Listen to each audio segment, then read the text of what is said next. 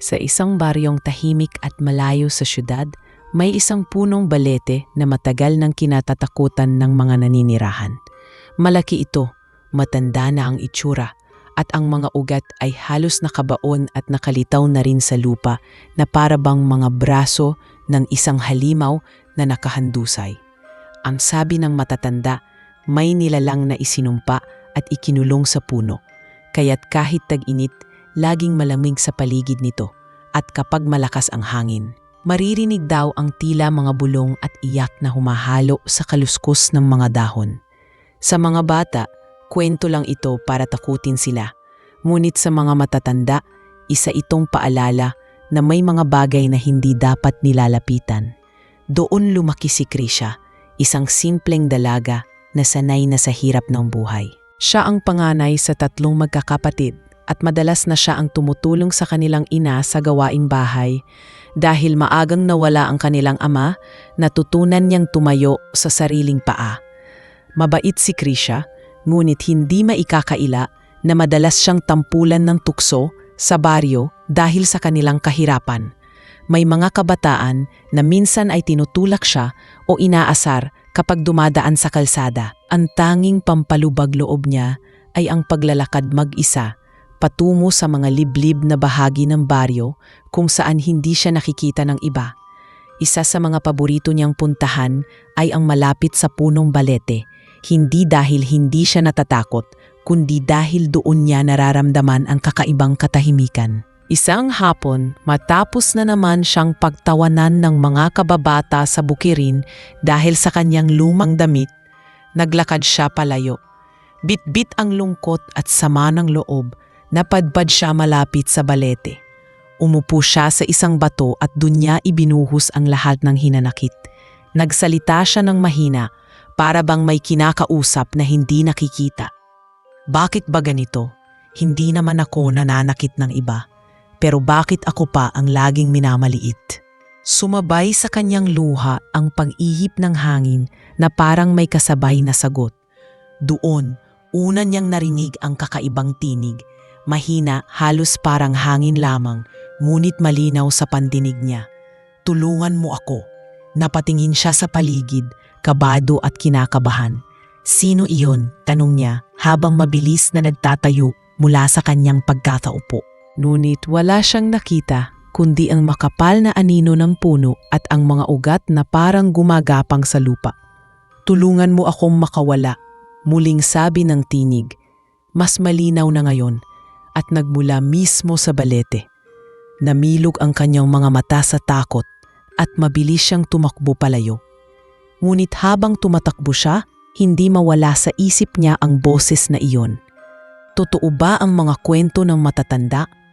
May nilalang nga bang nakakulong doon? Kinagabihan, hindi mapakani si Krisha. Paulit-ulit niyang naiisip ang pinig na iyon. At kahit paano'y, parang may halong awa ang nadarama niya. Kung nilalang nga iyon na nakapulong, paano kung matagal na itong nagdurusa? Ngunit sa kabilang banda, alam niyang delikado. Tinuruan silang lahat na huwag papalapit sa balete. Sinubukan niyang kalimutan iyon, ngunit nang humiga siya, muling sumagi sa kanyang pandinig ang tinig na iyon, mahina, pero tila malinaw na nasa kanyang isipan. Krisha. Nagulat siya. Hindi pa niya ipinapakilala ang sarili, pero paano nalaman ng tinig ang kanyang pangalan? Napabangon siya mula sa higaan at napatingin sa bintana. Madilim sa labas, ngunit ramdam niya ang malamig na simoy ng hangin na tila may dalang panawagan. Muling bumalik sa kanyang alaala ang punong balete at ang mga kwento ng mga matatanda tungkol sa mga enkanto. Hindi niya alam kung dapat ba siyang matakot o dapat ba siyang makinig. Kinabukasan, hindi siya mapakali. Habang nag-iigib ng tubig, nagpasya siyang babalik sa puno. Hindi dahil sa kuryosidad lamang, kundi dahil gusto niyang malaman ang katotohanan. Nang makarating siya roon, huminto siya sa di kalayuan. Tahimik ang paligid, ngunit ramdam niya ang kakaibang enerhiya. Nandito ka ba? Mahina niyang tanong, halos bulong lang. Biglang gumalaw ang mga dahon kahit walang malakas na hangin. At muling naririnig niya ang boses. Oo, nandito ako. Ako si Jonas. Matagal na akong nakagapos sa punong ito at ikaw lamang ang nakaririnig sa aking tinig. Humakbang siya ng bahagya palapit, hawak ang laylayan ng kanyang damit na para bang nais niyang takpan ang kaba sa kanyang dibdib. "Bakit ako?" tanong niya, hindi sigurado kung nagsasalita ba siya sa hangin o sa isang nilalang na hindi nakikita. "Dahil ikaw lamang ang may pusong dalisay sa lahat ng mga napadaan dito. Ang iba'y lumalayo, natatakot. Ngunit ikaw, kahit natakot, bumalik ka pa rin," sagot ng tinig. Doon nagsimula ang kanilang unang pag-uusap. Mahaba, puno ng tanong at sagot. At kahit may takot si Krisha, unti-unti niyang nakikilala ang boses na iyon na tila may kasamang lungkot at pag-asang matagal nang nakatago. Uuwi si Krisha na puno ng tanong, ngunit may kakaibang pakiramdam na hindi niya maipaliwanag. Hindi pa niya nakikita si Jonas, ngunit dama niya ang bigat ng kanyang sinasabi. At doon nagsimula ang ugnayan nila, isang ugnayang babago sa kanyang buhay at sa kapalaran ng nilalang na matagal nang nakakulong sa balete. Kinabukasan, sa kabila ng takot at kaba na naramdaman niya kagabi, muling nagtungo si Krisha sa puno ng balete. Hindi siya mapakali buong magdamag dahil paulit-ulit na bumabalik sa kanyang isip ang boses ni Jonas. Para bang may mahigpit na humihila sa kanya pabalik, isang puwersang hindi niya maipaliwanag. Habang naglalakad, nakatingin siya sa lupa, pinipilit iwasan ang mga mata ng mga kabaryo na kilala sa pagiging mapuna. Alam niya na kung makita nila siyang muli roon, tiyak na may masasabi na naman sila. Ngunit pinili niyang huwag magpatalo sa takot at pangungutya. Mas nangingibabaw ang kanyang kagustuhang malaman ang buong katotohanan. Pagsapit niya sa ilalim ng punong balete, tila huminto ang oras. Tahimik ang paligid, tanging mga huni ng ibon ang maririnig. Nakahawak siya sa kanyang dibdib dahil ramdam niya ang mabilis na pagtibik ng puso. "Jonas," mainat niyang sambit. Para bang tinatawag ang isang kaibigang matagal nang hindi nakita. Saglit na katahimikan hanggang sa muling sumagot ang tinig. "Narito ako, Krisha. Natutuwa akong bumalik ka." Kinilabutan siya ngunit mas nangingibabaw ang pagkamausisa. "Sino ka ba talaga?" tanong niya. Mas malinaw at diretsyo na ngayon. May bahagyang paghinga bago sumagot si Jonas. "Ako'y isang engkanto. Noon pa man, ako na ang nagbabantay sa kagubatang ito. Ngunit nagkamali ako. Minahal ko ang isang mortal. At dahil sa aking pagsuway sa aming mga batas, ako'y isinumpa at itinali dito sa punong balete. Daan-daang taon na akong nakagapos. Walang kalayaan, walang makakausap." Napalunok si Krisha. Hindi sigurado kung dapat ba siyang maniwala. Ngunit may bigat ang tinig ni Jonas.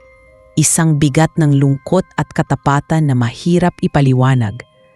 "Bakit ako ang nakakarinig sa'yo? Marami namang dumaraan dito." Sandali siyang natahimik bago muling nagsalita si Jonas. "Ang puso mo'y dalisay, Krisha. Ikaw lang ang nagdala ng awa sa akin. Ang iba'y natatakot, lumalayo at nagbabaliwala. Ngunit ikaw, sa kabila ng takot, bumalik ka. Iyon ang nagbukas ng lagusan upang marinig mo ako." Hindi na napigilan ni Krisha ang sarili at lumapit pa siya sa puno. Inilapit niya ang kamay sa isa sa malalaking ugat na nakalitaw. Para bang sinusubukang damin kung totoo nga ba ang lahat. Kung ikaw ay isang engkanto, bakit nananatili kang nakakulong? Wala ka bang magagawa? Narinig niyang bumuntong hininga si Jonas, mabigat at puno ng pangungulila. "Nangako ako noon sa kaharian namin na hindi ko sisirain ang batas. Ngunit nang pinili kong magmahal ng isang mortal, itinuring nila itong pagtataksil. Kaya pinarusahan ako. Itinali nila ako sa punong ito at tinanggalan ng kapangyarihan. Tanging isang mortal lamang na magbubukas ng kanyang puso at papayag na ibigay ang kanyang kalayaan ang makakapalaya sa akin." Natigilan si Krisha sa narinig. Parang hindi siya makapaniwala na may ganoong kapalit. "Kalayaan? Anong ibig mong sabihin?" tanong niya, kinakabahan na. "Hindi ko pa ipaliliwanag ng buo, Sagot ni Jonas, sapagkat alam kong hindi ka pa handa. Ang nais ko lamang ay marinig mo ako at makilala mo ang aking pagkatao. Sapagkat matagal na akong walang kausap, matagal na akong nag-iisa. Napaluhod si Krisha sa damuhan, hawak ang kanyang mga tuhod. Ramdam niya ang paghihirap sa bawat salitang lumalabas kay Jonas. Ang tinig nito ay may halong pighati at pag-asa. Kung ganoon, hindi ka masamang nilalang. Mahina niyang wika. Kung totoo ang sinasabi mo, isa kang biktima ng pagmamahal. Napangiti si Jonas, bagaman hindi nakikita ni Krisha ang kanyang anyo. Tama ka, Krisha. Pag-ibig ang dahilan ng lahat. Pag-ibig ang nagdala sa akin sa pagkakagapos na ito. At marahil pag-ibig din ang tanging makakapagpalaya sa akin. Napayoko si Krisha, iniisip ang lahat ng kanyang narinig. Hindi niya alam kung dapat ba siyang matuwa na siya lamang ang pinili o matakot dahil sa misteryo ng sumpa. Ngunit isang bagay ang malinaw, hindi ito kathang-isip lamang. Totoo si Jonas. Lumipas ang mga araw at muling bumalik si Krisha sa puno. Mas mahaba na ang kanilang usapan. Tinanong niya ang tungkol sa kaharian ng mga engkanto at ikinuwento ni Jonas ang kagandahan ng kanilang mundo.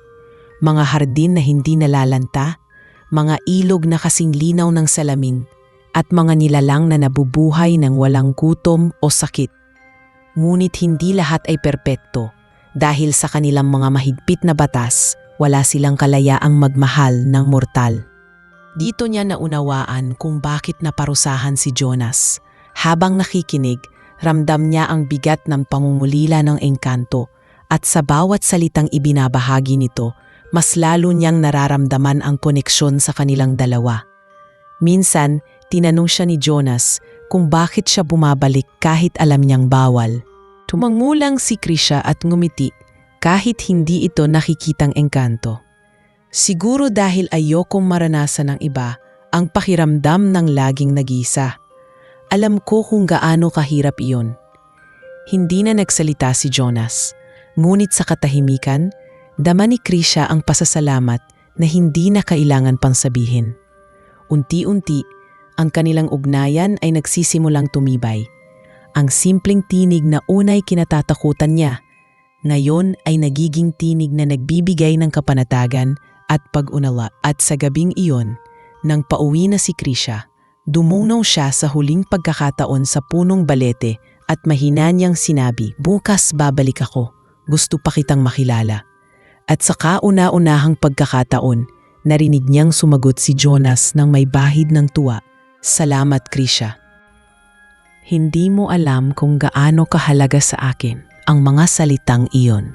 Sa kabila ng panganib at hiwaga, alam ni Krisha na nagsisimula ng mabuo ang isang kwento na hindi na niya matatakasan. Lumipas ang ilang araw at hindi napigilan ni Krisha ang paulit-ulit na pagbabalik sa puno ng balete. Sa bawat pagdalaw niya, mas lalo niyang nararamdaman na unti-unting nagiging bahagi ng kanyang araw si Jonas. Noon ay boses lamang ang kanyang kausap, ngunit gabi-gabi hindi na siya mapakali kung hindi siya makakarinig ng kanyang tinig. Sa mga simpleng tanong at sagot nila, nabuo ang isang koneksyong tila hindi na basta mabubura. Ngunit sa kabila nito, nananatiling palaisipan sa kanya ang tunay na anyo ni Jonas. Isang gabi nang dumalaw siya muli, mas naging malinaw ang tinig ng engkanto. May kakaibang bigat sa boses nito, para bang may nais siyang ipakita. "Krisha, mahina ngunit buo ang tinig. Oras na siguro para makita mo kung sino talaga ako." Napahinto siya at napatingin sa paligid. Hindi niya alam kung handa ba siya, ngunit mas nanaig ang kanyang kuryosidad. "Handa ka na ba?" tanong muli ni Jonas. At bagaman nanginginig ang boses ni Krisha, mahina siyang sumagot ng oo. Dahan-dahang gumalaw ang mga daon ng balete at ang paligid ay tila nagdilim kahit maliwanag ang buwan. Isang malamig na simoy ang dumaan sa kanya at mula sa gitna ng mga ugat ay unti-unting lumitaw ang figura ni Jonas. Hindi siya tulad ng mga nakakatakot na nilalang na madalas ikwento ng matatanda. Ang nakita ni Krisha ay isang nilalang na may matipunong katawan, malaprinsipe ang tindig at may mukha na puno ng lungkot at pangungulila. Ngunit higit sa lahat, nakapulupot sa kanyang katawan ang mga tanikala na kumikislap na parang gawa sa liwanag. Ang bawat galaw nito ay nagpapakita ng bigat at paghihirap ng kanyang pagkakagapos. Napatakip ng bibig si Krisha, hindi dahil sa takot, kundi dahil sa awa. Noon lamang niya napagtanto kung gaano kabigat ang parusang pinataw kay Jonas. Ito ako, mahina ngunit tapat na wika ng engkanto. Hindi ako multo, hindi rin ako halimaw. Ako'y isang nilalang na minahal ang isang mortal, at ito ang kabayaran. Lumapit pa ng bahagya si Krisha. Nanginginig ang kamay habang tinitingnan ang tanikala. "Matagal ka nang nakagapos dito?" tanong niya. Tumango si Jonas at sa kanyang mga mata ay makikita ang lungkot ng daan-daang taong pagkakapiit. "Matagal na, Krisha. Bawat araw ay tila isang siglo. At sa bawat gabing dumaraan, lalong lumalalim ang sugat ng aking kaluluwa." Hindi maiwasan ni Krisha ang maluha. Habang nakikita niya si Jonas, para bang nakikita niya rin ang sarili niyang mga sugat sa buhay. Ang pakiramdam ng pagkakapiit, hindi sa tanikala, kundi sa kahirapan at panghuhusga ng tao. "Bakit ka pinatawan ng ganito?" muling tanong niya. Huminga ng malalim si Jonas bago nagsalita. "Minahal ko ang isang mortal na babae noon. Pinili kong ipaglaban siya kahit laban sa aming batas. Ngunit hindi niya kinaya ang mundo ko. Sa huli, iniwan niya ako at nang malaman ng aming kaharian, ako'y hinatulan. Ipinagkanulo ako ng aking sariling lahi." Tahimik na nakinig si Krisha. At sa bawat salita, ramdam niya ang bigat ng nakaraan ni Jonas.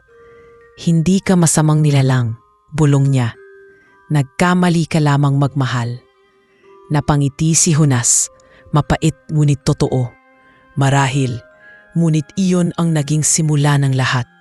At ngayon, nakatali ako rito, walang kapangyarihan, walang magawa, kundi hintayin ang isang pusong handang tumulong. Saglit na natahimik ang paligid. Kanging huni ng kuliglig at ihip ng hangin ang naririnig. Naglakad si Krisha palapit at inilapit ang kanyang kamay sa isang bahagi ng tanikala. Bagaman natatakot siya, ramdam niya ang lamig nito, tila nanunuot hanggang sa kanyang buto. "Masakit ba?" tanong niya. Tumitig si Jonas sa kanya. Ang mga matay puno ng lungkot. "Hindi lang sakit sa katawan, Krisha. Ang masakit ay ang araw-araw na pakiramdam ng pagkakahiwalay sa lahat. Ang tanikala ay hindi lang bafal na liwanag. Ito'y alaala ng aking pagkakamali." Hindi na nakapagsalita si Krisha. Ang kanyang mga luha ay kusa na lang dumaloy. Hindi niya alam kung bakit ganoon ang kanyang nararamdaman. Ngunit sa kanyang puso, para bang matagal na niyang kilala si Jonas. At sa mismong gabing iyon, nagpasya siyang hindi na lang siya magiging tagapakinig ng mga kwento ng engkanto. Nais niyang maging bahagi ng pagbabagong magbibigay kalayaan dito. Ngunit alam niyang hindi pa oras. Kailangang makilala pa niya ng mas malalim si Jonas bago siya magdesisyon. Sa kanyang taguwi, dala ni Krisha ang mabigat na alaala ng nakita. Ngunit sa kabila ng bigat, may apoy na nagsimula sa kanyang dibdib. Isang damdaming hindi niya palubos maintindihan. Sa unang pagkakataon, hindi na lamang siya naaawa kay Jonas, kundi unti-unti, nagsisimula na rin siyang mahulog sa nilalang na ito, kahit alam niyang malaki ang kapalit ng kanyang magiging desisyon. Kinabukasan, maaga pa lamang ay muling nagtungo si Krisha sa puno ng balete. Hindi niya ininda ang mga mapanuring mata ng ilang kabaryo na nakakita sa kanya habang dumadaan. Para sa kanila, kabaliwan ang ginagawa niyang pakikipag-usap sa isang puno. Ngunit para kay Krisha, hindi na ito usapin ng takot o hiwaga. Totoo si Jonas at sa bawat araw na lumilipas, mas lalo niyang nauunawaan ang bigat ng kasaysayang pasan nito. Ngayong nasilayan na niya ang tunay na anyo ng engkanto, hindi na niya matatakasan ang katotohanan. Pagdating niya sa balete, tahimik niyang tinawag ang pangalan ni Jonas. Saglit na dumilim ang paligid at muling lumitaw ang figura ng engkanto. Nakagapos pa rin sa kumikislap na tanikala ng liwanag. Bumalik ka, sabi ni Jonas, may bahid ng ginhawa sa kanyang tinig. Hindi lahat ng mortal ay kayang tumingin ng diretso sa akin matapos makita ang aking kalagayan. Mumiti si Krisha, mahina ngunit puno ng tapang. Wala akong dahilan para lumayo. Ang nakita ko ay hindi isang halimaw, kundi isang nilalang na sobra ang dinanas dahil lamang sa pagmamahal. Sandaling natahimik si Jonas bago muling nagsalita. Hindi ko inaasahang maririnig ko iyan mula sa isang mortal. Sa aming lahi, ang pagmamahal sa tao ay kasalanan, isang pagtataksil na dapat pagbayaran. Ngunit sa iyong mga mata, ito'y hindi kabiguan kundi isang pagpili. Tumingin si Krisha sa tanikala, sabay bulong, hindi ka dapat nakatali dito habang buhay. Huminga ng malalim si Jonas at sa unang pagkakataon, nagsalaysay siya ng mas detalyado. Ang tanikala na ito ay hindi karaniwang gapos. Ito'y gawa mula sa liwanag ng aming kaharian, hindi basta-basta napuputol. Tanging isang mortal lamang ang makakapalaya sa akin at iyon ay kung handa siyang ialay ang isang bagay na higit pa sa kayang ibigay ng sinuman, ang kanyang puso. Namilog ang mga mata ni Krisha. Alam niyang may mabigat na ibig sabihin ang salitang iyon. Puso? Ano ang ibig mong sabihin, Jonas? Halos pabulong ang sagot ng engkanto para bang nahihirapang sabihin ng katotohanan. Kapag ang isang mortal ay pumayag na isakripisyo ang kanyang kalayaan sa pag-ibig at ibigay ang kanyang buong puso sa akin, doon lamang mapuputol ang gapos. Ibig sabihin, hindi na siya maaaring magmahal ng iba. Magiging kapalit ng kanyang kalayaan ang aking paglaya. Tumigil si Krisha, hindi makapagsalita. Sa kanyang murang isipan, batid niyang mabigat ang kondisyon. Ngunit habang tinitingnan niya si Jonas na nakagapos, ang kanyang puso'y pinipiga ng awa. Kaya mo bang hingin iyon mula sa akin? Panom niya, halos hindi na maitago ang pag-iyak. Umiling si Jonas. Hindi, Krisha. Hindi ko kayang hingin iyan. Hindi ko nais na magdusa ka tulad ng isang nakagapos na walang pagpipilian. Ang nais ko lamang ay makilala mo ako at maramdaman kong hindi ako tuluyang iniwan ng mundo. Napatitig si Krisha sa kanya at sa unang pagkakataon, nakita niya ang mga mata ng engkanto na puno ng pag-aalala para sa kanya. Hindi ito tulad ng mga kwento ng matatanda kung saan ang mga engkanto ay mapang-akit at mapanlinlang. Ang nasa harap niya ay isang nilalang na marunong umunawa. Marunong mag-alaga ng damdamin ng iba kahit siya mismo'y nagdurusa. Lumipas ang oras at nagpatuloy ang kanilang pag-uusap. Nagsalita si Jonas tungkol sa mga panahong bago siya nakagapos, kung paano siya minsang namuno sa kanyang kaharian bilang isa sa mga bantay ng kagubatan, kung paanong kinikilala siya ng iba dahil sa kanyang tapang at karunungan. Ngunit lahat ng iyon ay nawala nang piliin niyang magmahal ng isang mortal na babae. Pinili kong maging totoo sa puso ko, sabi ni Jonas. Ngunit ang naging kapalit ay ang lahat ng aking ipinundar, pati na rin ang aking kalayaan. Habang nakikinig, naramdaman ni Krisha ang bigat ng kwento. Naalala niya ang sarili, isang dalagang walang kayamanan, walang kapangyarihan, ngunit pinipiling maging matatag para sa kanyang pamilya. Parang may koneksyon silang dalawa. Parehong biktima ng mga pagpiling ginawa nila at parehong pinagtatawanan o hinuhusgahan ng kanilang paligid. Bago siya umalis, tumigil si Jonas at nagsalita muli. Krisha, ayokong isipin mong may utang ka sa akin. Akalain mong kailangan mong ialay ang iyong puso para lamang ako'y makalaya. Kung ako'y mananatiling nakagapos dito hanggang sa aking huling hininga, tatanggapin ko iyon.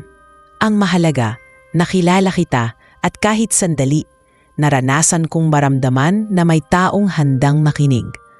Hindi nakasagot si Krisha, ngunit sa loob-loob niya, ang mga salitang diyon ay lalong nag-ukit ng matinding damdamin. Habang pauwi siya, dala niya ang bigat ng kondisyon na nalaman. Ngunit higit pa roon, dala niya rin ang katanungan sa kanyang puso. Handa ba siyang isuko ang kalayaan, kapalit ng pag-ibig at paglaya ng isang nilalang na minsan lamang nagtiwala sa isang mortal?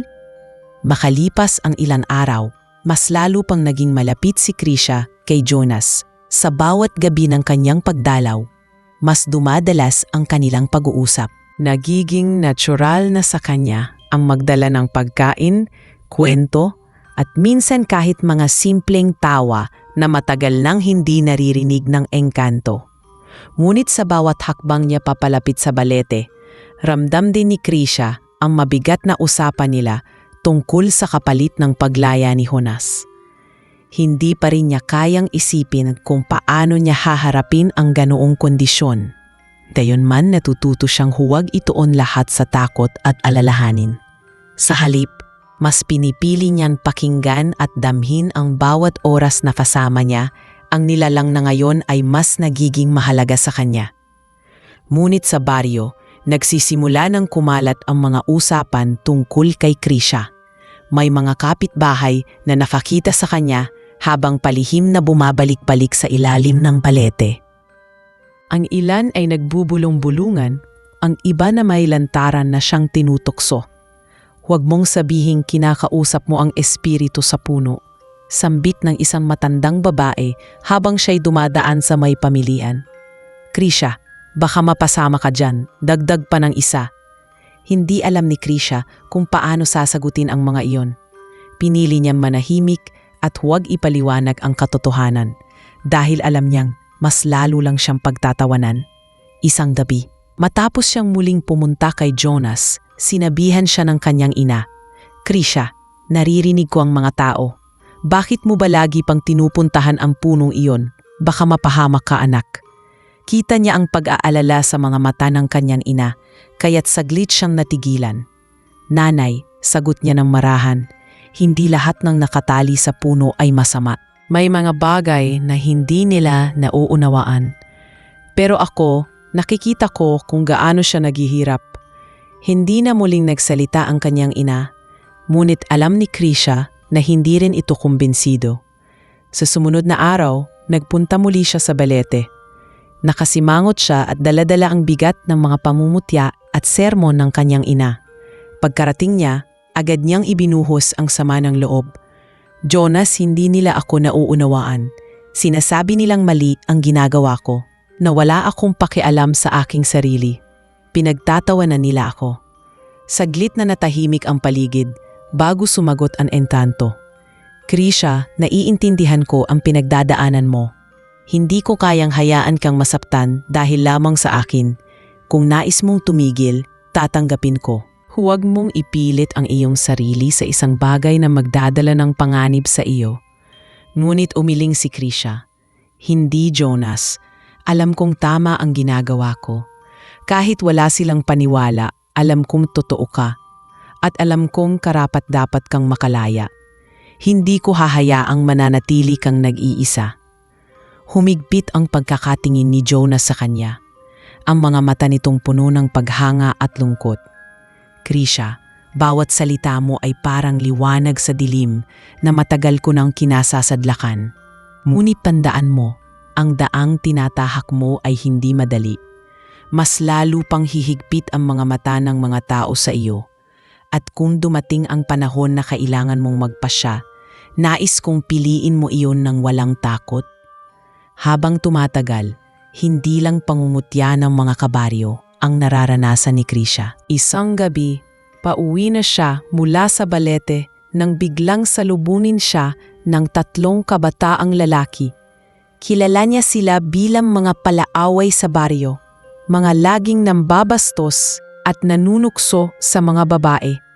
"O si Krisha, galing ka na naman ba sa puno ng mga multo?" sabi ng isa, sabay tawa ng malakas. "Baka naman engkanto na ang nobyo mo."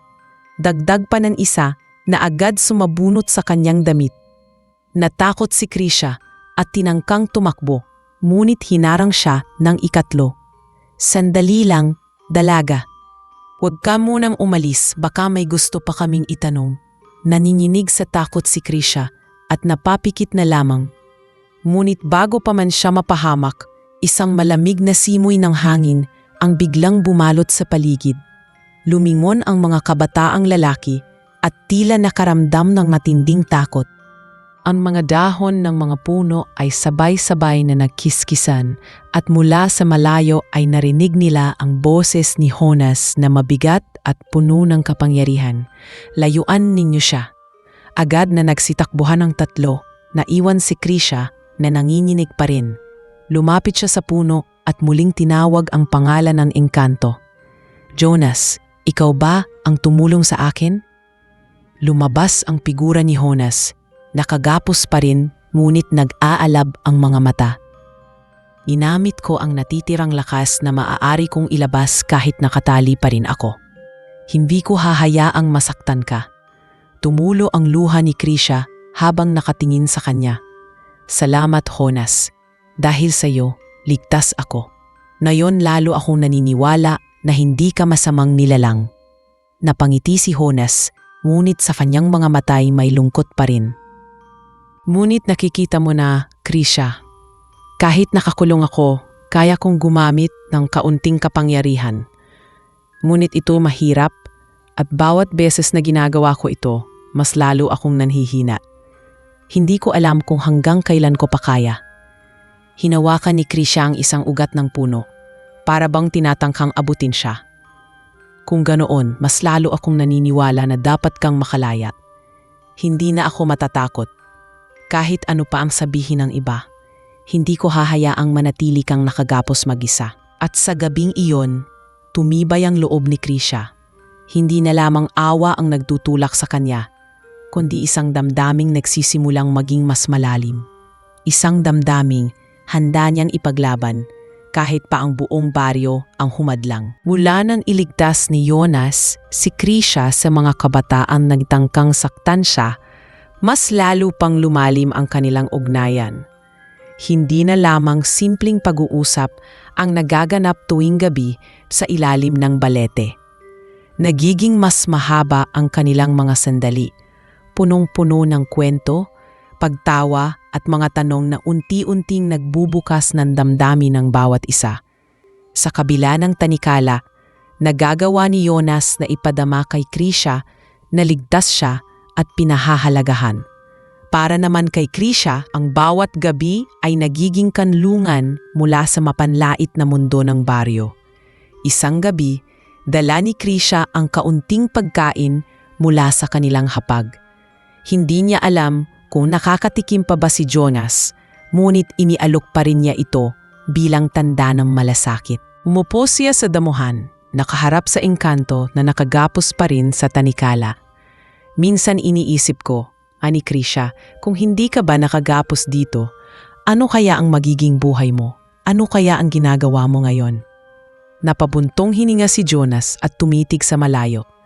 Marahil isa pa rin akong bantay ng aming kaharian. Siguro'y patuloy akong naglilingkod. Pinoprotektahan ang aming mundo laban sa mga banta. Ngunit sa kabilang banda, baka hindi ko rin maramdaman ang ganitong uri ng kalayaan na kahit nakatali ako, ay natagpuan ki sa piling mo. Nagulat si Krisha sa sinabi nito.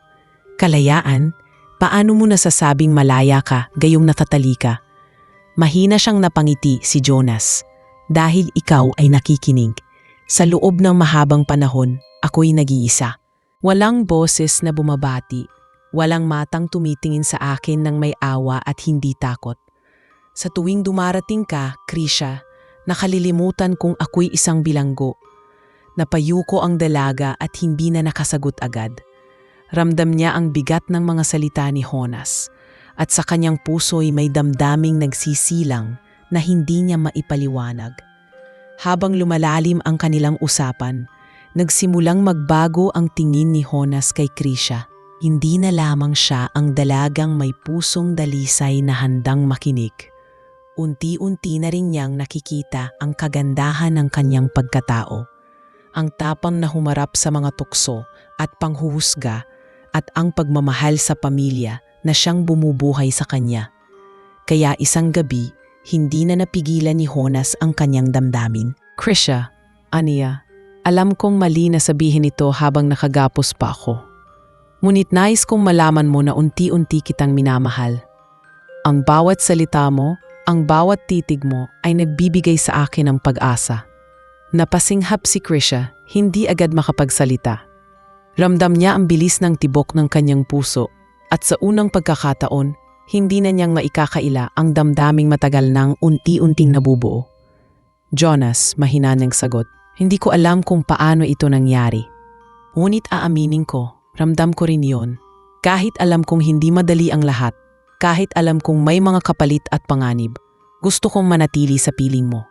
Muling nagtagpo ang kanilang mga mata at sa pagitan ng katahimikan at bulong ng hangin, para bang mansumpaan na sila ng walang salita.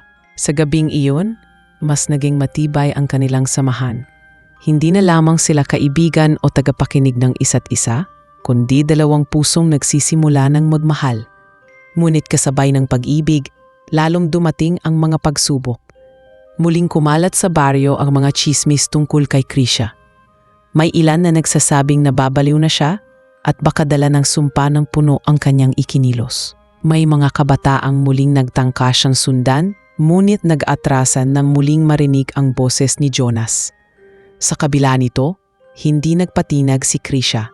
Sa halip, lalo siyang naging matatag.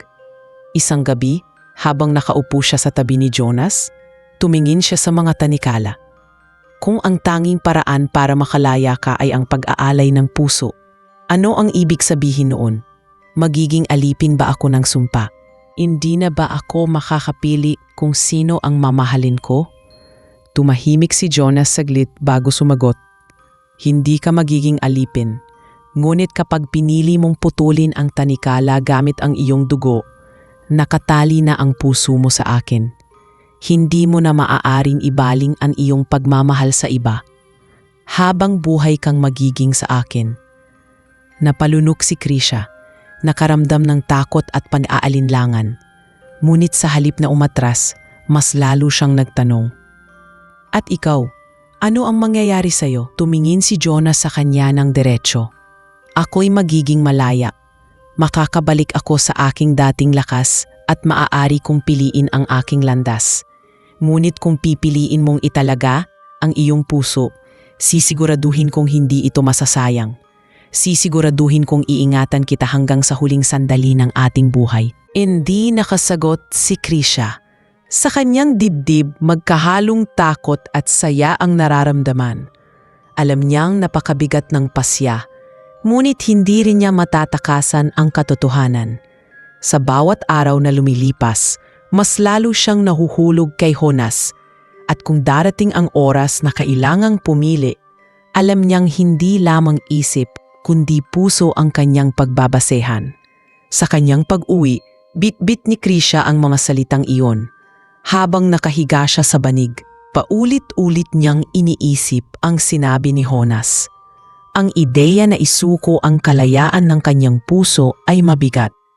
Ngunit sa kabilang banda, nararamdaman niyang matagal na niyang ibinibigay iyon kay Jonas nang hindi niya namamalayan. At doon niya napagtanto, ang tanikala ay hindi lamang nakagapos kay Jonas. Unti-unti na rin siyang nakatali rito, hindi ng sumpa kundi ng pagmamahal. Habang mas lalong tumitibay ang ugnayan ni Krisha at Jonas, mas dumarami rin ang mga matang nakamasid sa kanila.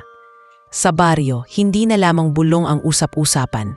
May mga kapitbahay na tahasang humaharang sa kanya tuwing umaga at nagtatanong kung bakit gabi-gabi ay nawawala siya. Ang iba'y nang iinsulto, tinatawag siyang baliw at sinasabing baka sinapian na siya ng mga nilalang ng gubat. Si Krisha, bagamat masakit ang mga salita, ay hindi nagpapakita ng kahinaan. Ngunit sa gabi, sa harap ni Jonas, doon lamang siya humihinga ng malalim at ipinapakita ang pagod ng kanyang puso. Isang gabi, dumating siya sa ilalim ng balete na may luha sa mga mata. Hindi niya na napigilan ang sarili at umiyak sa harap ni Jonas. Hindi ko na alam kung hanggang kailan ko kakayanin. Sila, lagi na lang nila akong hinuhusgahan. Para bang kasalanan na magmahal ako ng isang nilalang na hindi nila maintindihan.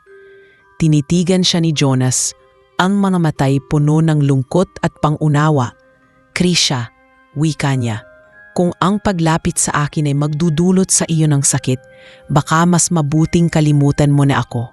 Hindi ko kayang makita kang nahihirapan. Humiling si Krisha, mabilis at mariin. Hindi, Jonas. Hindi ako titigil. Alam kong tama ang ginagawa ko. Hindi ako bulag sa mga panganib, ngunit hindi ko rin kayang talikuran ang puso ko. Kung pipiliin kong iwan ka, para ko na ring itinakwil ang sarili kong damdamin.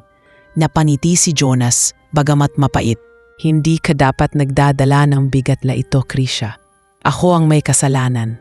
Ako ang nakagapos, hindi ikaw. Ngunit sa halip na sumang-ayon, tumayo si Krisha at tumingin sa kanya ng buong tapang. Pareho na tayong nakagapos, Jonas. Ikaw sa tanikala at ako sa pag-ibig ko sa iyo. Wala nang makakabago noon. Lumipas ang ilang araw at lalo pang naging lantaran ang panlilibak sa kanya. Isang tanghali, habang naglalakad siya dala ang isang basket ng prutas para ibigay sa kanyang ina, may dalawang babae na nagsimulang magsalita ng malakas upang marinig niya. Ayan na ang dalagang kinakausap ang puno. Baka isang araw, dalhin siya ng mga engkanto at hindi na bumalik. Ang isa pa'y humalakhak at sumagot, o baka naman siya mismo ang maging halimaw. Ramdam ni Krisha ang hapdi, ngunit hindi siya sumagot. Tahimik siyang nagpatuloy sa kanyang paglalakad.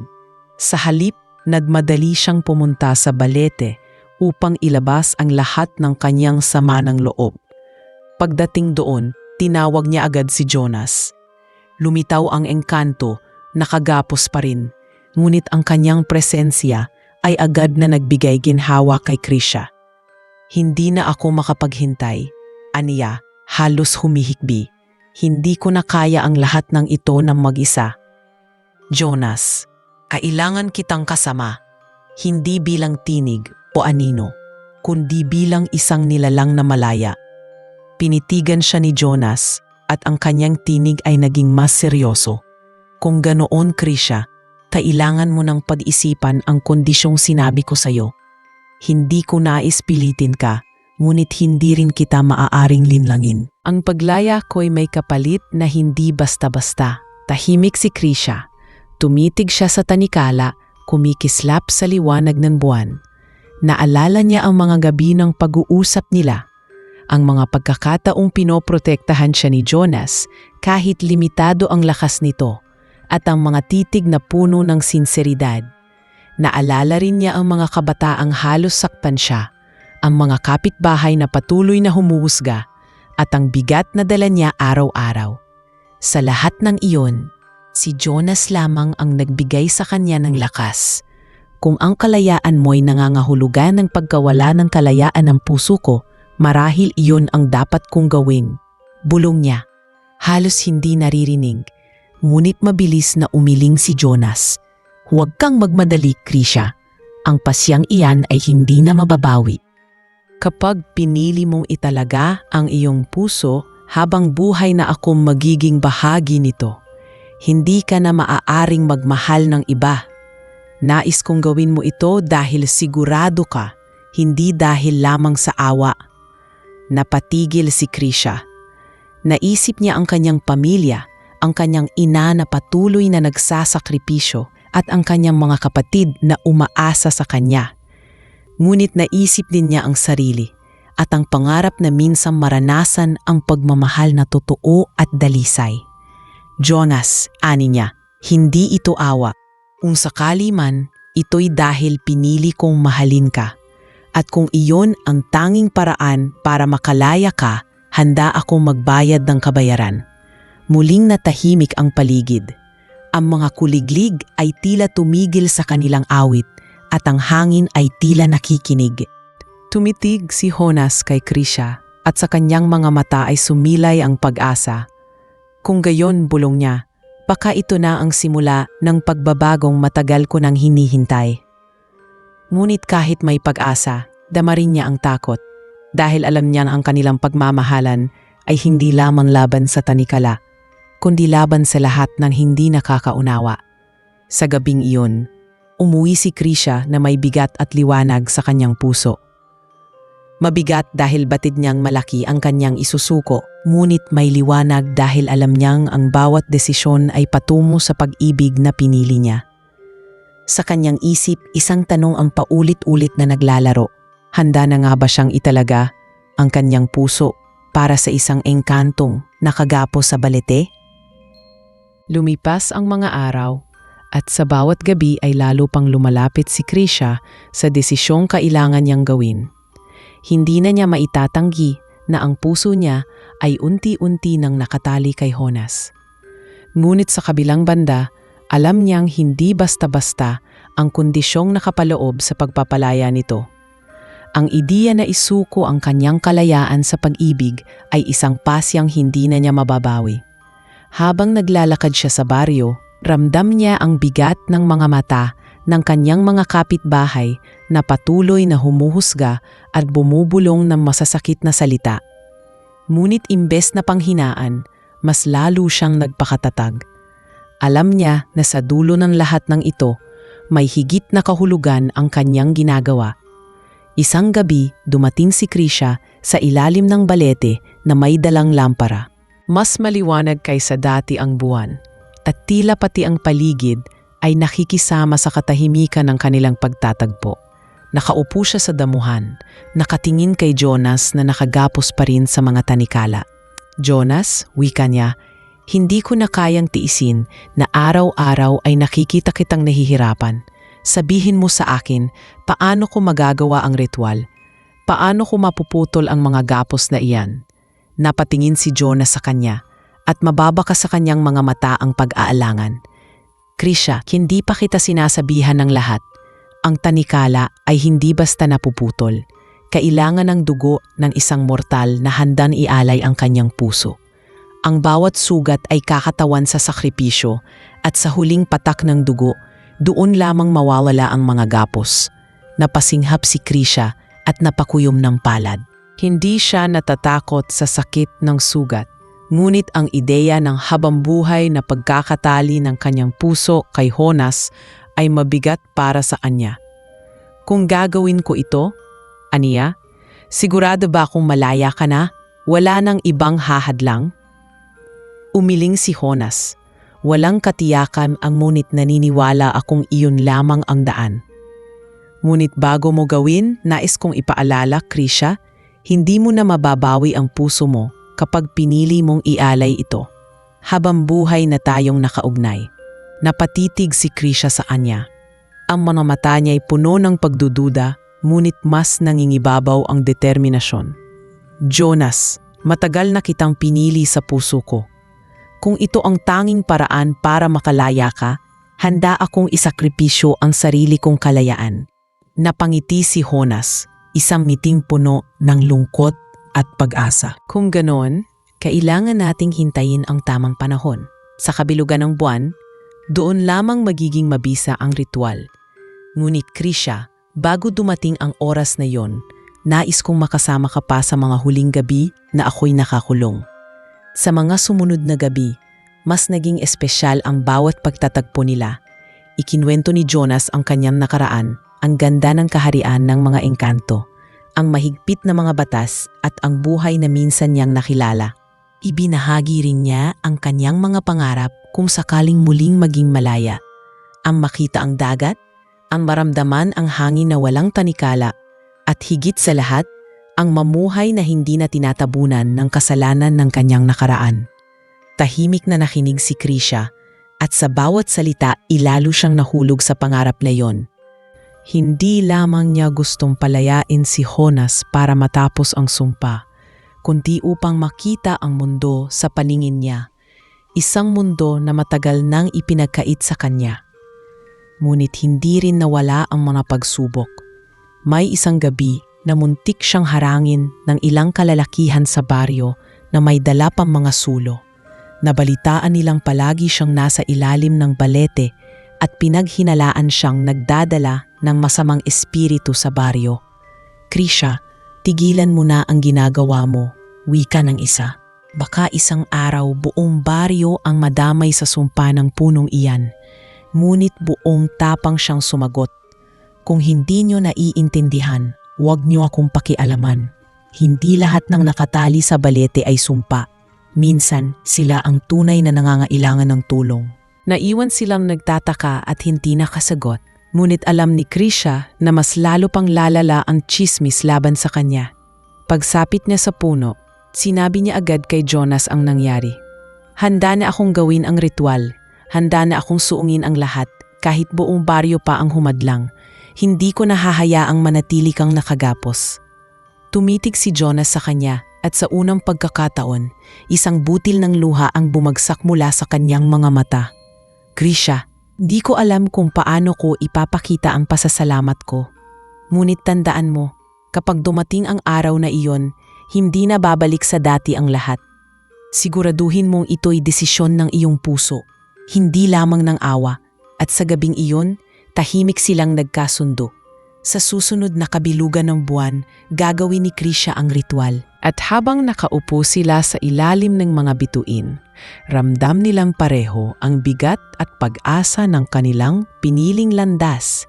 Hindi pa man dumarating ang araw ng sakripisyo, para bang nagsimula na ang kanilang pagbabagong hindi na mapipigil ng sinuman, hindi ng tanikala, hindi ng baryo at lalong hindi ng takot.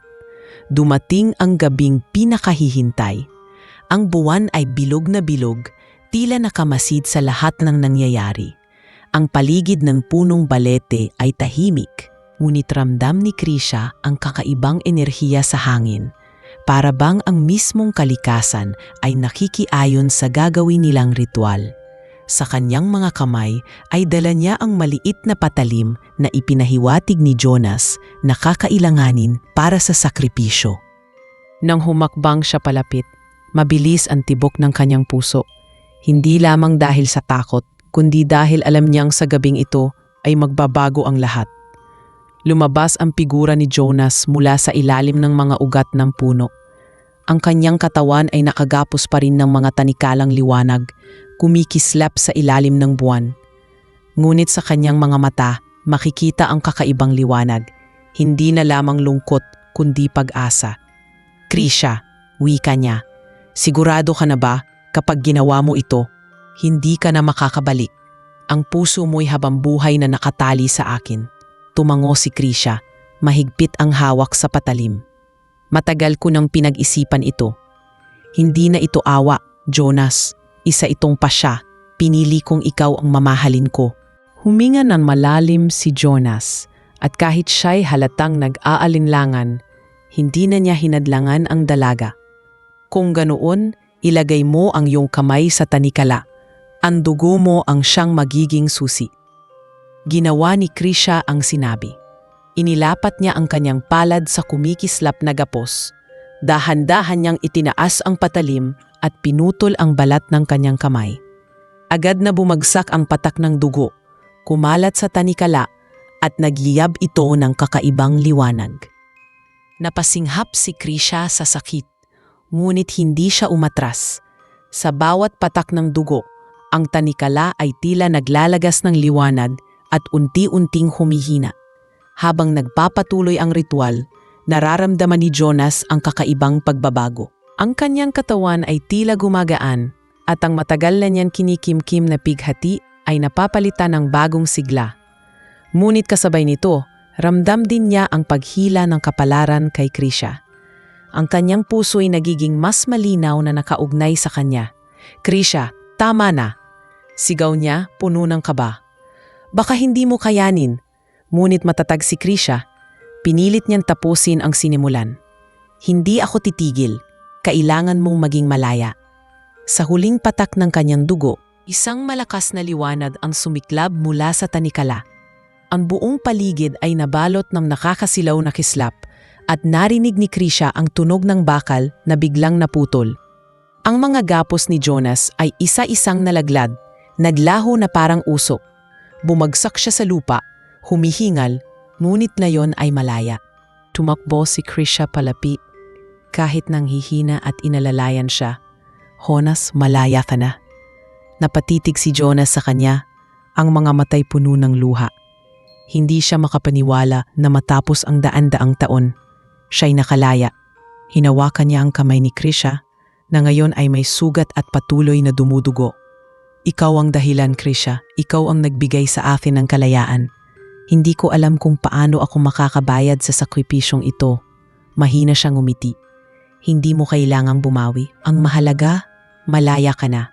Ngunit hindi naging madali ang lahat. Habang sila'y magkasanong nakaupo sa ilalim ng balete, naramdaman nilang may gumagalaw sa paligid.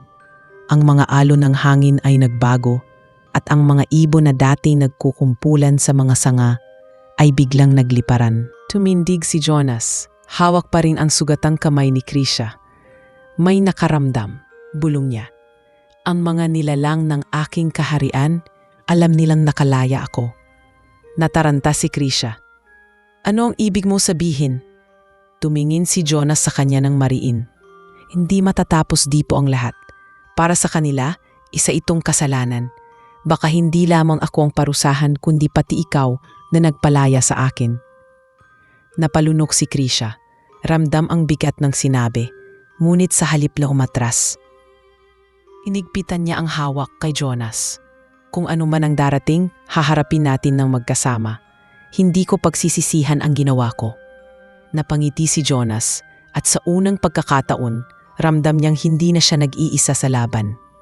Habang papalapit ang hating gabi, mas lumalakas ang kakaibang enerhiya sa paligid. Ngunit sa kabila ng banta, dama ni Jonas at Krisha ang kakaibang kapayapaan sa kanilang puso. Sa wakas, ang matagal na pagkakagapos ay naputol na at ang kanilang pag-ibig, isang pag-ibig na pinanday ng sakripisyo, ay mas tunibay pa sa gitna ng panganib na naghihintay sa kanila. Pagkatapos ng ritual ng pagpapalaya, magkahalong ginhawa at pangamba ang bumalot kay Krisha. Malaya na si Jonas mula sa mga tanikala ng liwanag. Ngunit malinaw din ang sinabi niya na hindi matatapos ang lahat sa gabing iyon. Habang nakaupo sila sa damuhan sa ilalim ng balete, pinagmamasdan nila ang kalangitan na punong-puno ng mga bituin. Para kay Krisha, iyon ang pinakamatamis na tagpo sa kanyang buhay. Naroon sa tabi niya ang nilalang na minahal niya, hindi na bilang bilanggo, kundi isang malayang engkanto. Ngunit sa kabila ng lahat, dama niya ang malamig na simoy ng hangin na tila ba nambabadya ng paparating na unos. Kinabukasan, nagising si Krisha na mabigat ang katawan. Ang sugat sa kanyang palad ay nananatiling sariwa at sa tuwing tinitingnan niya ito, naaalala niya ang tanikala at ang bawat patak ng dugo na naging susi sa paglaya ni Jonas. Bumangon siya at nagpunta sa kusina kung saan naroon ang kanyang ina. Napansin ng matanda ang sugat sa kamay ng anak. Ano na naman itong ginawa mo, Krisha? Tanong nito, puno ng pan-aalala. Hindi natasagot si Krisha, bagkus ay ngumiti lamang.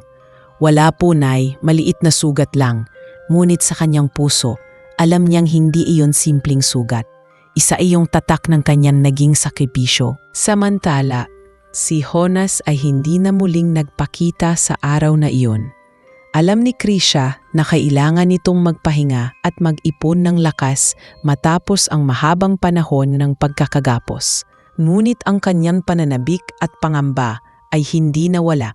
Sa tuwing naiisip niyang maaaring malaman ng kaharian ng mga engkanto, ang ginawa niya, hindi niya maiwasang kabahan, ngunit pinipigilan niya ang sarili. Ang mahalaga, magkasama sila ni Jonas at alam niyang hindi siya pababayaan nito. Kinagabihan, bumalik si Krisha sa ilalim ng balete. Hindi na niya inasahang muling makikita si Jonas kaagad, ngunit pagdating niya roon ay naroon na ito, nakaupo sa isang malaking ugat ng puno, tila ba matagal nang naghihintay. Krisha, masuyo nitong bati. Pasensya ka na at hindi ako nakapakita kanina. Kailangan kong ibalik ang aking lakas. Tumakbo si Krisha palapit at agad siyang niyakap. Walang anuman, Jonas. Ang mahalaga, malaya ka na. Ngunit napansin niya na may kakaibang bigat sa mukha ni Jonas. May mga nakaramdam. Mahina nitong sabi. Naroon sa kaharian ng mga engkanto, alam nila ang nangyari. Hindi ko alam kung kailan sila darating, ngunit tiyak na hahanapin nila ako. Natigilan si Krisha. Anong mangyayari kapag nalaman nilang ako ang nagpalaya sa'yo? Tumingin si Jonas sa kanya ng mariin. Malamang hindi nila iyon palalampasin. Sa kanilang batas, kasalanan ang ginawa mo. Ngunit hindi kita hahayaang saktan nila. Ako ang haharap sa kanila. Nagpatuloy ang mga araw na puno ng pangamba.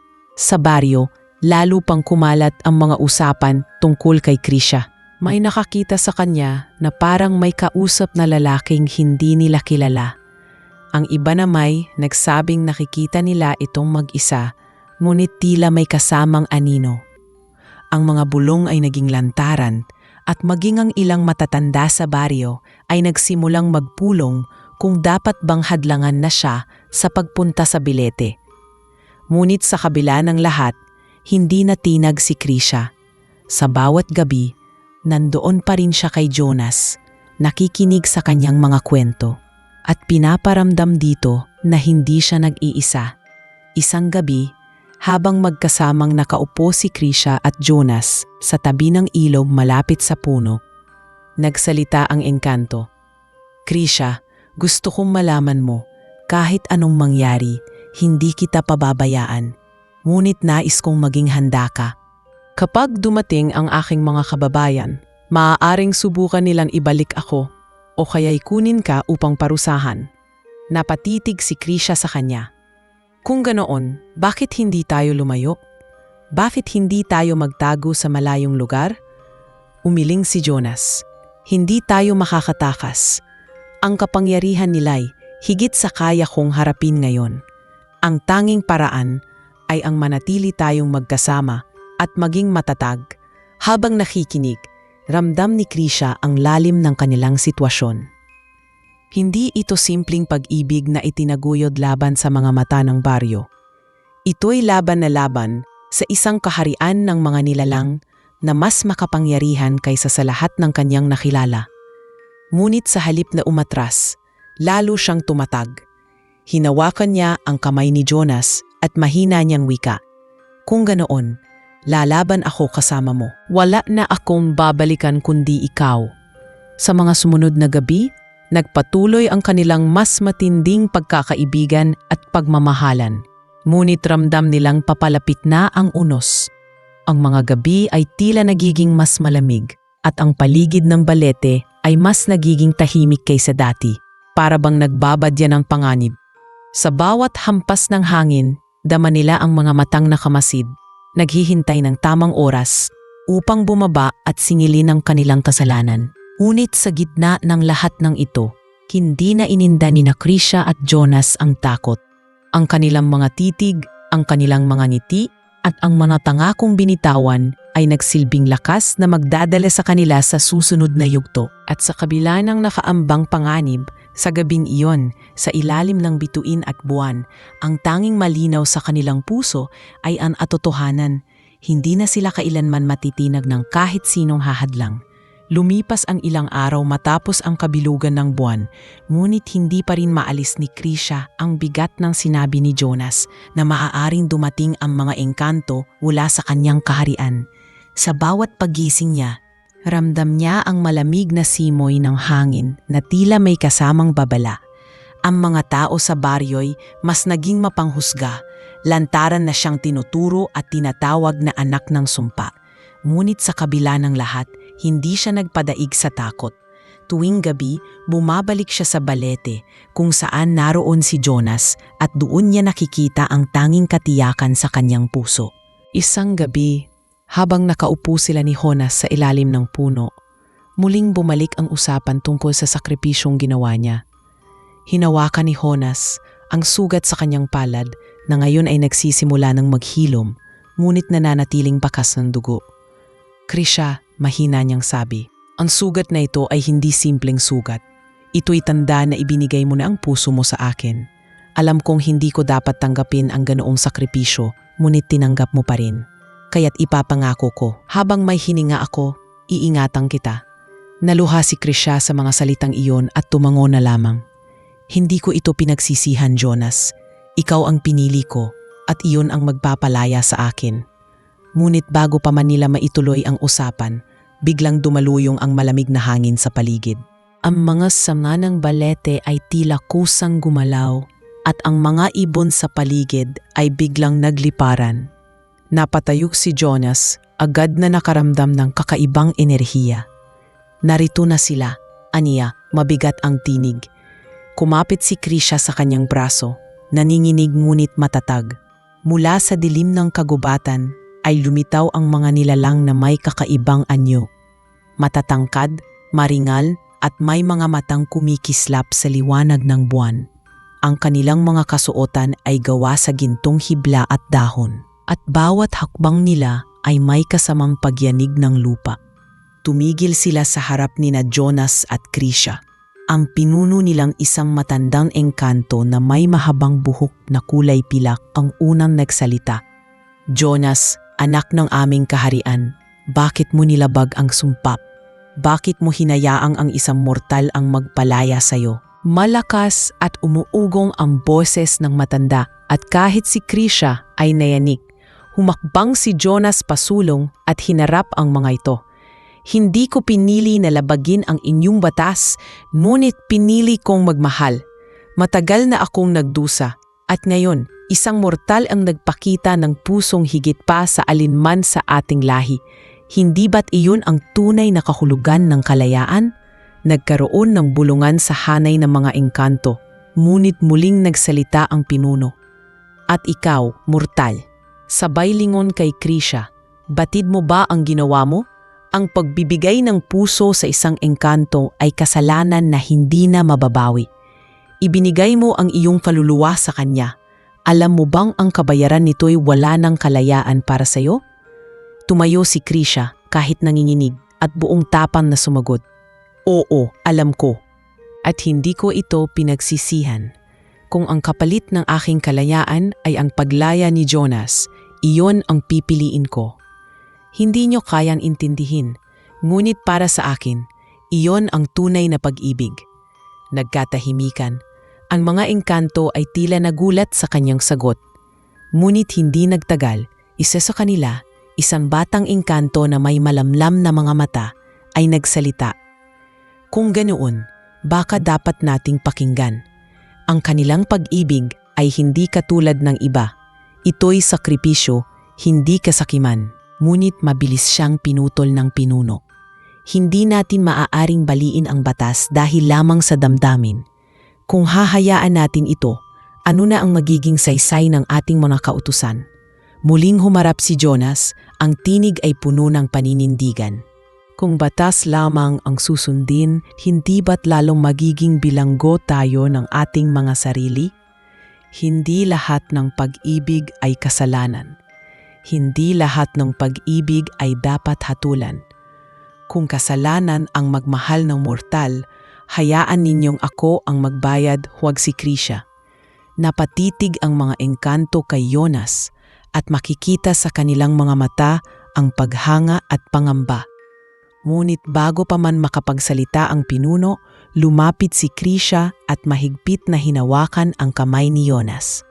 Kung siya ang parurusahan, parusahan niyo na rin ako. Hindi ko siya iiwan kahit saan pa kayo magpatay ng kaparusahan. Hindi na ako natatakot dahil ang puso ko ay kanya na. Nabigla ang lahat at maging si Jonas ay hindi makapaniwalang maririnig niya ang mga salitang iyon. Tunitig siya kay Krisha at sa kanyang mga matay naroon ang pag-ibig at tapang na hindi matitinag. Ang pinuno ng mga engkanto ay matagal na natahimik bago muling nagsalita. Kung gayon, kailangan pa itong pag-usapan sa aming kaharian. Ngunit tandaan mo, Jonas, ang ginawa mo'y hindi matatanggap ng basta-basta. At ikaw, mortal, humanda ka sa bigat ng pinili mong landas. At sa isang iglap, naglaho ang mga engkanto. Iniwan sina Jonas at Krisha sa ilalim ng balete. Mahigpit silang magkayakap, parehong humihingal at nanginginig. Ngunit sa kabila ng takot at banta, ang kanilang mga puso mas naging buo. Alam nilang hindi pa tapos ang laban. Ngunit sa gabing iyon, ang pinakamahalagang bagay ay malinaw. Handa silang ipaglaban ang kanilang pag-ibig laban sa lahat. Kahit pa ang kaharian ng mga engkanto ang kanilang kaharapin. Kinabukasan, hindi mapakali si Krisha. Mula nang umalis ang mga engkanto kagabi, paulit-ulit na bumabalik sa kanyang isipan ang mga binitawang salita ng kanilang pinuno. Alam niyang, hindi iyon isang simpleng pagbabanta lamang. Darating ang panahon na babalik sila upang humusga at ipataw ang kanilang desisyon. Habang abala siya sa pagtulong sa kanyang ina sa bahay, ramdam niya ang bigat ng mga matang nakatingin mula sa baryo. Lalo pang lumakas ang mga tsismis at usap-usapan tungkol sa kanya. May mga nagsasabing nakita raw nila ang kakaibang liwanag na nagmumula sa puno ng balete at isinisisi nila iyon kay Krisha. Ang ilan na may hayagang nagsasabing siya'y kasangkapan ng mga nilalang ng dilim. Ngunit pinili niyang manahimik at huwag makipagtalo. Sa kanyang puso, isa lamang ang sigurado. Hindi na naiiwan si Jonas anuman ang mangyari. Sa gabing iyon, muling nagtungo si Krisha sa ilalim ng balete kung saan naghihintay si Jonas. Nakaupo ito sa isang ugat, nakamasid sa ilog na kumikislap sa ilalim ng buwan. Paglapit niya, agad siyang sinalubong ng engkanto. "Krisha," wika niya, "alam kong nag-aalala ka. Nararamdaman ko ang bigat ng iyong puso." Naupo siya sa tabi nito at huminga ng malalim. "Hindi ko kayang ikubli ang takot, Jonas. Alam kong babalik sila. At kapag bumalik sila, baka tuluyan kanilang kunin sa akin." Hinawakan ni Jonas ang kanyang kamay at tinitigan siya ng buong pagmamahal. "Hindi ko hahayaang mangyari iyon. Matagal na akong naging bilanggo ng kanilang batas. Ngayon, mas pipiliin kong maging bilanggo ng ating pagmamahalan kaysa muling itali ng kanilang mga kautusan. Kung haharapin ko man ang kanilang galit, hindi ko hahayaang mag-isa ka." Napaluha si Krisha sa mga salitang iyon. Ramdam niya ang sinseridad at tapang ng engkanto, ngunit hindi rin niya maiwasang makaramdam ng pangamba. Habang nag-uusap sila, napansin nila ang mga tao sa baryo na tila nagsisiksikan sa malayo, may hawak na mga lampara at sulo. Naririnig nila ang bulungan at sigaw ng ilan. Naroon siya, ang babaeng may kausap na engkanto. Kailangang itaboy siya bago tayo madamay.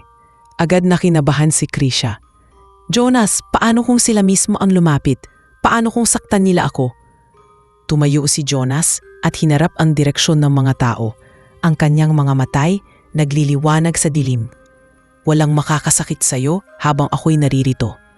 Habang papalapit ang mga tao, nagsimulang umihip ang hangin ng malakas. Ang mga sanga ng balete ay gumalaw at ang lupa'y bahagyang yumanig. Napahinto ang mga tao sa takot, ngunit hindi ring agad umatras. Isa sa mga matatanda ang sumigaw, "Jonas, alam naming naririyan ka. Bumalik ka sa iyong kaharian at huwag mo nang idamay ang aming baryo." Tumindig si Jonas, hindi na naggubli sa anino. Sa unang pagkakataon, ipinakita niya ang kanyang anyo sa harap ng mga taga-baryo. Ang ilan ay napasigaw sa gulat, ang iba na may napaluhod sa takot. Ngunit ang pinakanamukod-tangi ay ang mga mata ni Jonas. Hindi galit, kundi puno ng dignidad at tapang. "Mamamayan ng baryo," wika niya ng malakas at malinaw. "Hindi ako dumating upang saktan kayo. Ako'y matagal nang nakagapos dito. At ang inyong kababayan na si Krisha ang nagpalaya sa akin. Hindi siya kasangkapan ng sumpa, kundi isang pusong handang magsakripisyo. Kung may dapat kayong husgahan, ako iyon. Ngunit huwag ninyo siyang idamay." Nagkaroon ng katahimikan. Ang ilan sa mga tao'y tila natigilan. Napansin nila ang sugat sa kamay ni Krisha at ang kanyang matatag na tindig sa tabi ni Jonas. Ngunit may ilan pa rin hindi kumbinsido. "Paano kami makakatiyak na hindi mo kami sisirain? Ikaw ay engkanto, at ang mga engkanto'y kilala sa panlilinlang." Tumitig si Jonas sa kanila at muling nagsalita. "Kung nais ninyong maniwala sa takot kaysa sa katotohanan, wala akong magagawa. Ngunit tandaan ninyo, hindi lahat ng nilalang ng gubat ay halimaw. Minsan, mas halimaw ang takot na kinikimkim ninyo. Dahan-dahang umatras ang karamihan, bagamat hindi pa ring lubos na naniniwala. Naiwan si Krisha at Jonas na magkahawak kamay. Nang umalis na ang mga tao, bumaling si Krisha sa kanya. Ngayon, hindi lamang kaharian mo ang haharapin natin, pati ang baryo'y laban din. Napangiti si Jonas, bagamat mapait. Oo, dalawang mundo ang bumabangga ngayon. Ngunit isa lamang ang malinaw, hindi na ako hihiwalay sa iyo. Sa kabila ng lahat, tayo ang pipiliin ko. Sa gabing iyon, nakatulog si Krisha na yakap ang pangako ni Jonas. Ngunit sa kanyang puso, dama niya ang papalapit na unos. Alam niyang hindi pa iyon ang katapusan, kundi simula lamang ng mas malaking laban. At sa kanyang mga panaginip, narinig niya ang tinig ng isang matandang engkanto na bumulong. Ang puso ay hindi dapat gawing tali, ngunit kapag ginawang sakripisyo, nagiging kapangyarihan. Pagmulat niya ng mga mata, alam niyang may mas malalim na kabuluhan ang kanyang ginawang desisyon, isang kabuluhang kailangang ipaglaban hanggang dulo. Mabilis na kumalat ang balita sa buong baryo tungkol sa pagtupakita ni Jonas. Ang mga taong nakasaksi sa ilalim ng balete ay nagkwento na tila ba nakakita sila ng diwata o isang nilalang na mula sa ibang daigdig. Ang ilan ay natakot at nagsabing tanda iyon ng kapahamakan. Ngunit may ilan ding nagulat sapagkat hindi nila nakita ang kasamaan sa anyo ng engkanto. Ang mas malinaw sa lahat, si Krisha ang itinuturong dahilan kung bakit ang kanilang baryo ay nadawit sa isang bagay na hindi nila kayang ipaliwanag. Habang naglalakad siya sa palengke, ramdam niya ang mga matang nakatingin at ang mga bibig na bumubulong. Siya iyon, ang babaeng nagdala ng sumpa. Sabi ng isa, kapahamakan ang darating dahil sa kanya. Dagdag ng isa pa. Ngunit sa kabila ng lahat nagpatuloy si Krisha. Sa kanyang puso, may tinig na nagsasabing hindi siya nag-iisa. At iyon ay ang pangako ni Jonas na hindi siya iiwan. Sa mga gabing lumipas, mas naging malapit pa sila. Hindi na nila itinago ang kanilang damdamin. Sa ilalim ng mga bituin, madalas ay nakaupo sila sa tabi ng ilog habang nakikinig sa huni ng kuliglig.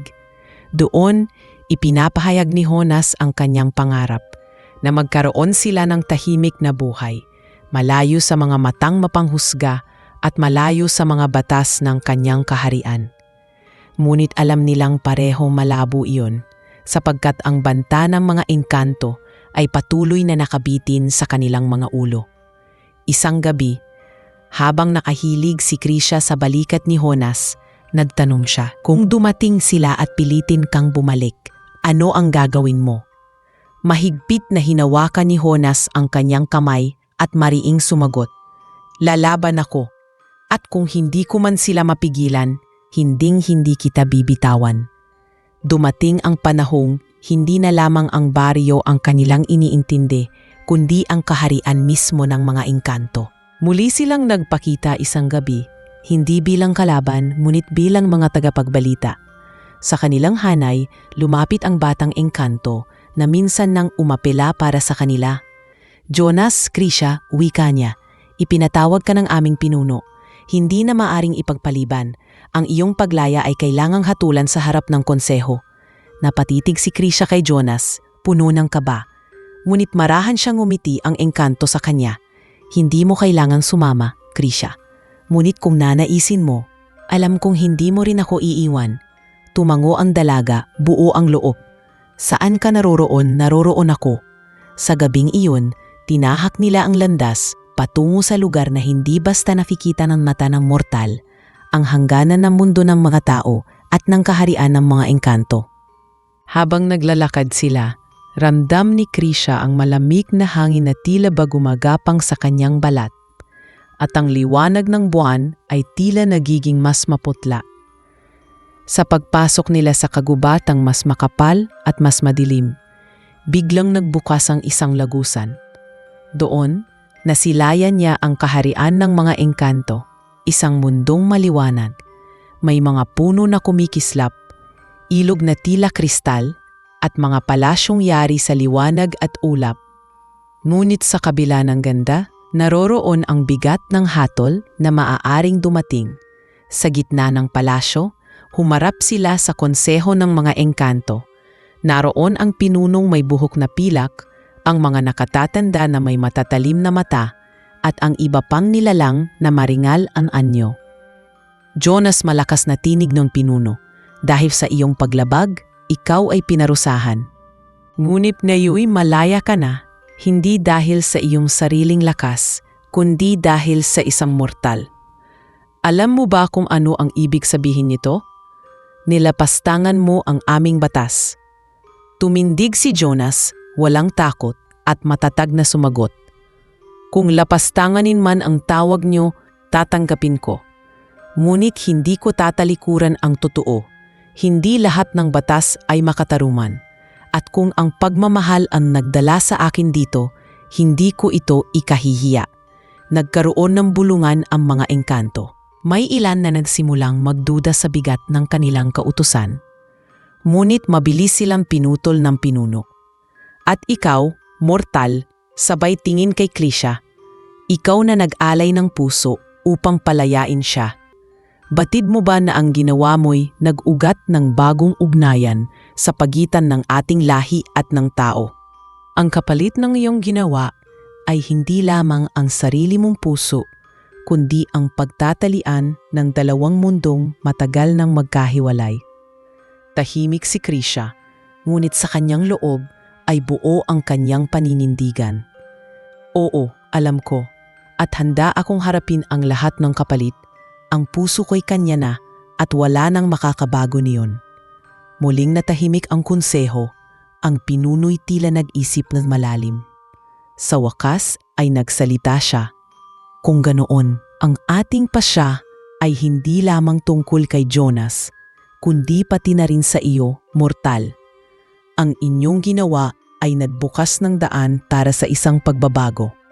Ngunit bago ito tanggapin, kailangan niyong patunayan na ang inyong pag-ibig ay higit pa sa takot, higit pa sa sakripisyo, at higit pa sa lahat ng batas. At sa harap ng lahat, magkahawak ang kamay ni Jonas at Krisha. Sabay na tumugon, handa kaming ipaglaban ang aming pagmamahal, anuman ang maging kabayaran. Sa gabing iyon, nagsimula ang isang bagong yugto, hindi na lamang para sa kanila, kundi para sa dalawang mundong matagal nang pinaghiwalay ng takot at mahigpit na batas. Sa kanilang puso, malinaw ang isang bagay. Ang kanilang sakripisyo ay hindi nauwi sa pagkakagapos, kundi sa pag-ibig na nagpalaya sa kanila.